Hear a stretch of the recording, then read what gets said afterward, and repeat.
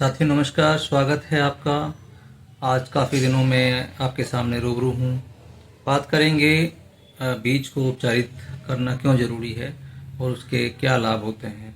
आप जानते हैं कि हमारी फसल में रोग अनेक प्रकार से फैलते हैं, बीज के द्वारा, मिट्टी के द्वारा, हवा के द्वारा और कुछ टूल्स या कुछ इंसेक्ट के द्वारा भी बीमारी फैलती है। तो सबसे ज़्यादा जो बीमारी फैलती है वो बीज के द्वारा और मिट्टी के द्वारा ही फैलती है। तो बीज को उपचारित करना बहुत आवश्यक है। बीज को उपचारित करने के लिए जो जैविक या प्राकृतिक खेती कर रहे हैं तो उनके पास में ऑलरेडी अपना बीज होता है। यदि नहीं भी है तो बाजार से जब आप लेते हैं तो वो ऑलरेडी थीरम या किसी भी अन्य फफूंदनाशी से वो ट्रीटेड आता है। तो आप उसको पहले साफ कर लें नमक के घोल से या साफ पानी से। जब वो साफ हो जाएगा तो उसके बाद आप बीजामृत या जो भी आपके पास संसाधन उपलब्ध हैं उनसे आप उपचारित कर लीजिए। देखिए, बीज को उपचारित करने के कई फायदे हैं। एक तो फफूंद और बैक्टीरिया यानी कि जीवाणु से होने वाले जो रोग हैं वो कंट्रोल हो जाते हैं और इसके साथ ही जो जमाव का परसेंटेज है वो भी बहुत अच्छा हो जाता है। तो बीज को उपचारित करने से लगभग 50 से 70% तक हमारी बीमारी जो है वो कंट्रोल हो जाती है और जमाव भी बहुत अच्छा आता है। इसलिए बीज को उपचारित करना बहुत आवश्यक है। अब बात आती है कि किससे करें।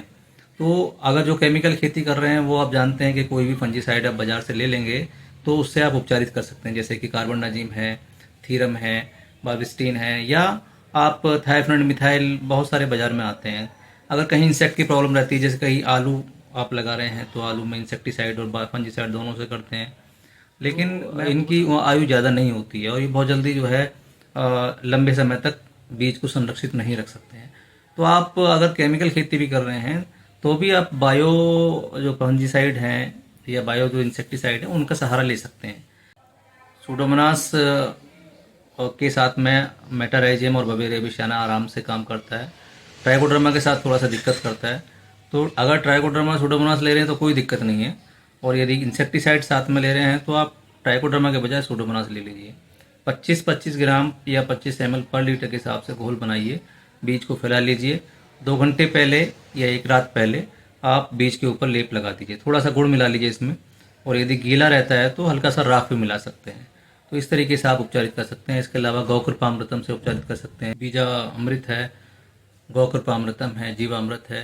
ये तो बाजार में उपलब्ध सारे संसाधन हुए। चाहे तो आप ट्राइकोडर्मा, सूडोमोनास की बात करें, अगर कहीं पर नेमाटोड की समस्या रहती है तो उसके लिए वर्टिसिलियम क्लेमाइडोस्पोरियम है, उससे आप उपचारित कर सकते हैं। ये सब बाजार में उपलब्ध हैं। NPK कंसोर्टिया भी आप ले सकते हैं। मतलब थोड़ी थोड़ी मात्रा में आप चाहें तो दोनों तीनों जो बायो पेस्टिसाइड और बायो फर्टिलाइज़र हैं इनको मिला के आप कर सकते हैं। और अगर आप बीजामृत बना सकते हैं तो उससे बेस्ट कुछ है ही नहीं। बीजामृत में सारी चीज़ें कवर अप हो जाती हैं, बहुत सारे बैक्टीरिया और फंगस जो मित्र जो हैं वो भी डेवलप उसके अंदर हो जाते हैं। जीवामृत भी ले सकते हैं, वेस्ट डिकम्पोजर है, गौकृपामृतम है, जो भी चीज़ आपके पास उपलब्ध है। और यदि कुछ भी नहीं है तो घर में आपके पास पशु रहते ही हैं तो आप लस्सी या छाछ ले लीजिए।